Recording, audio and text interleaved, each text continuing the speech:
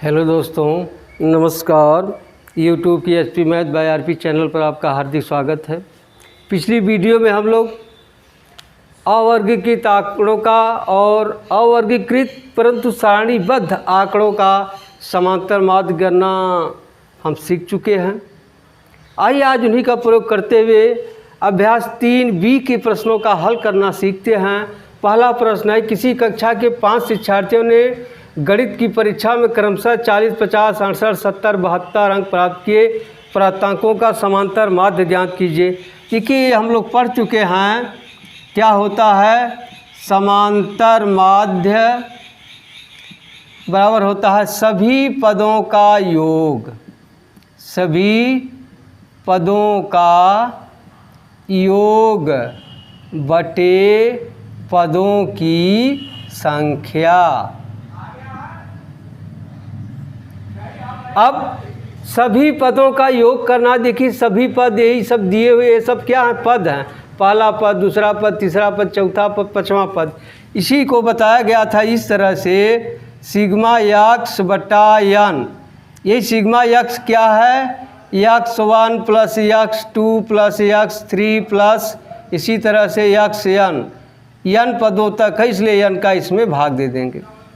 इसी का प्रयोग करते हुए सवाल हल करते हैं। अब हो जाएगा समांतर माध्य बराबर सभी पदों का योग कितना है, 40 प्लस 50 प्लस 68 प्लस 70 प्लस 72 बटे कितने पद हैं, 1 2 3 4 5। अब इसको जोड़ दीजिए, क्या आ जाएगा, 300 बटे 5 बराबर हो गया 60। यही हो गया दिए गए आंकड़ों में 5 विद्यार्थियों का प्राप्त अंकों का औसत 60 है। ठीक है। अब दूसरा प्रश्न देखते हैं। किसी फैक्ट्री के 15 मजदूरों के प्रतिदिन की मजदूरी ये दिया हुआ है, इनका समांतर माध्य ज्ञात करना है। दूसरा प्रश्न है, तो क्या हो जाएगा, समांतर माध्य बराबर हो जाएगा सभी पदों का योग। तो जोड़ दीजिए, क्या हो जाएगा, 70 धन 110 धन 65 धन 80 धन 75 धन 85 धन 80 धन 76 धन 94 धन 100 धन 105 धन 110 धन 103 धन 81 धन 86 बटे कुल कितने पद हैं, गिन लीजिए, 1 2 3 4 5 6 7 8 9 10 11 12 13 14 15 बटे 15। अब इसको जोड़ लिया जाए। आप जोड़ लेंगे तो क्या आ जाएगा, 1320 बटा 15। भाग दे दीजिए, क्या हो जाएगा, 15 बटे 120, फिर 12 बचेगा, 15 बटे 120। यही हो गया उत्तर। 15 मजदूरों की प्रतिदिन की मजदूरी का समांतर माध्य कितना हो गया, 88 रुपये। अब उत्तर हो जाएगा समांतर माध्य बराबर हो जाएगा 88 रुपये। अब आइए तीसरा प्रश्न देखते हैं।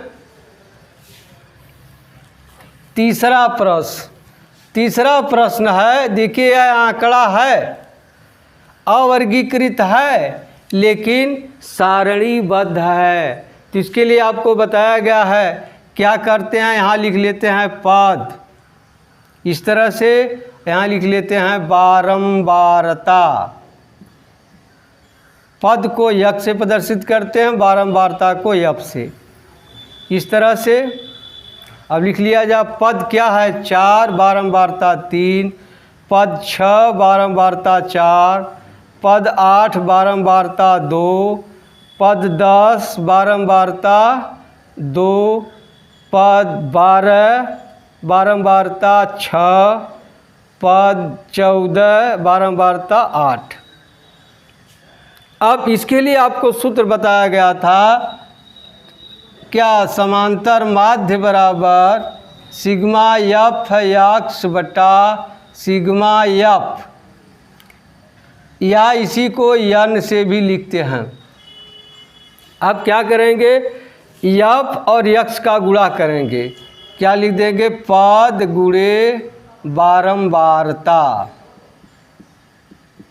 अब गुणा कर दीजिए, यहाँ हो जाएगा 4 गुणे 3 बराबर हो जाएगा 12, फिर 6 गुणे 4 बराबर हो जाएगा 24, फिर 8 गुणे 2, 8 गुणे 2 बराबर हो जाएगा 16, फिर 10 गुणे 2 बराबर हो जाएगा 20, फिर 12 गुणे 6, 12 गुणे 6,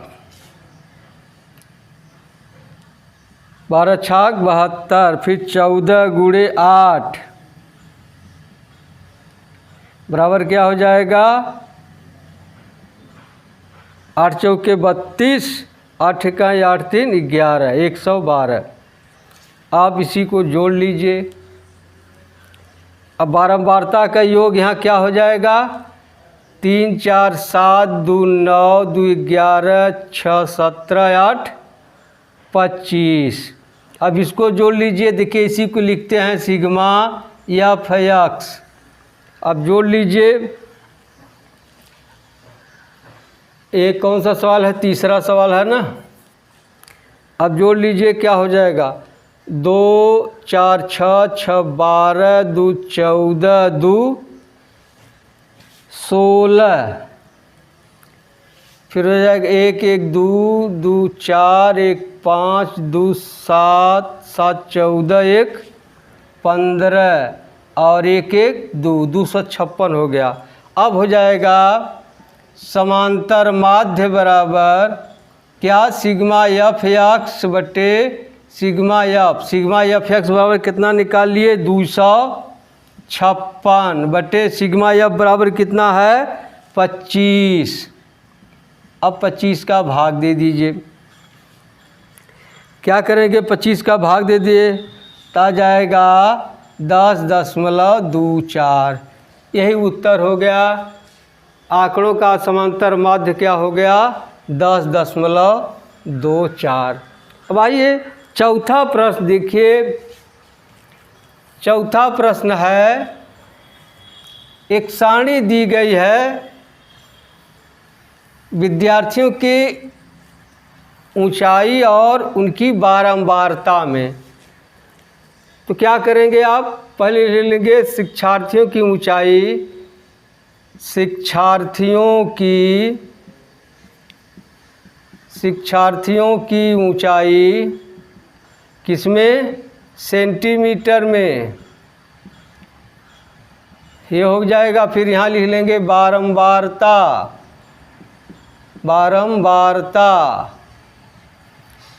अब इसको यक्स में लिखते हैं, इसको यफ से इस तरह कर लीजिए। अब यहाँ लिख लीजिए पद गुणे बारंबारता, यानी क्या हो जाएगा, यक्स गुणे यफ।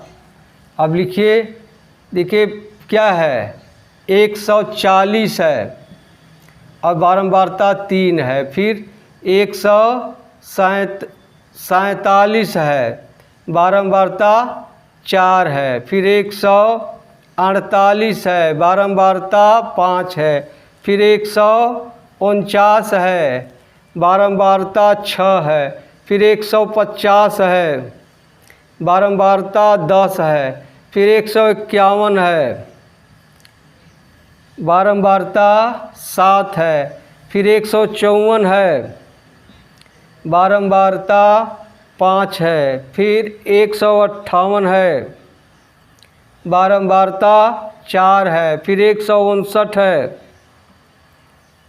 बारंबारता 4 है, फिर 160 है, बारंबारता 2 है। ये हो गया। अब क्या लिखना है, यक्स गुणे यफ हो जाएगा 140 गुणे 3 बराबर हो जाएगा 3 0 0 3 चौके 12 3 इकाई 3 1 4। फिर यहाँ हो जाएगा 147 गुणे 4 बराबर हो जाएगा 4 सते 28, 4 चौके 16, 2 18, 4 इकाई 4 1 5। फिर हो जाएगा 148 गुणे 5, 148 गुणे 5 बराबर जब 5 8 40, 5 चौके 20, 4 24, 5 इकाई 5 2 7। फिर हो जाएगा 149 गुणे 6, 6 9 में 54, 6 चौके 24, 5 29, 6 इकाई 6 2 8। फिर हो जाएगा 150 गुणे 10, 150 गुणे 10 बराबर हो जाएगा 1500। कितना हो जाएगा 1500। फिर 151 गुणे 7, 151 गुणे 7 बराबर हो जाएगा 7 इकाई 7, 7 पचे 35, 7 इकाई 7 3 10। फिर हो जाए 154 गुणे 5, 154 गुणे 5 बराबर हो जाए 5 चौका 20, 5 पचे 25, 2 27, 5 इकाई 5 2 7। फिर हो जाएगा 158 गुणे 4, 158 गुणे 4, 4 8 32, 4 पचे 20 3 23, 4 इकाई 4 2 6। फिर हो जाएगा 159 गुणे 4, 159 गुणे 4 तो हो जाए 4 9 36, 4 पचे 20 3 23, 4 इकाई 4 2 6। फिर 160 गुणे 2, 160 गुणे 2 जाएगा 0 2 6 12, 2 इकाई 2 1 3। अब इसी को जोड़ दिया जाए। अब क्या आ जाएगा देखिए 8 8 4 12, 7 19, 2 21 6 27 हासिल 2 2 2 4 8 12, 4 16 9 25 5 30, 7 37, 3 40, 40 3 43, 2 45 हासिल 4 4 4 8 8 5 13, 13 7 20, 8 28, 5 33, 7 40, 6 46 6 52 3 55 हासिल 5 5 2 7। यही हो गया सिग्मा एफ एक्स बराबर। और यहाँ सिग्मा एफ बराबर क्या हो जाएगा जोड़ दिया जाए 3 4 7 5 12 6 18 10 28 7 35 5 40, 4 44, 4 48 2 50। अब समांतर माध्य बराबर हो जाएगा सिग्मा एफ एक्स बटा sigma F. Sigma F x बराबर कितना आ गया इतना आ गया बटे 50। अब इसी में भाग दे दीजिए। भाग दे देने पर 151.14 यही हो गया समांतर माध्य। दिए गए आंकड़े का समांतर माध्य क्या हो गया 151.14 सेंटीमीटर में है सब। यही उत्तर हो जाएगा समांतर माध्य बराबर 151.14 सेंटीमीटर। ये उत्तर हो गया। अब मिलते हैं अगली वीडियो में। तब तक के लिए धन्यवाद। जय हिंद, जय भारत।